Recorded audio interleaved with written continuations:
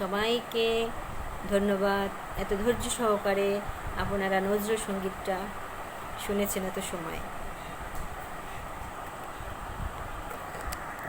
High প্রার্থনা, আমার ছোট্ট মায়ের মনটা খারাপ, দিদিয়া মামা বাড়ি গেছে, এখন সে একা একা দুষ্টুমি করতে পারে না দিদিয়ার সাথে, কিন্তু সারাদিন মনটা খারাপ ছিল।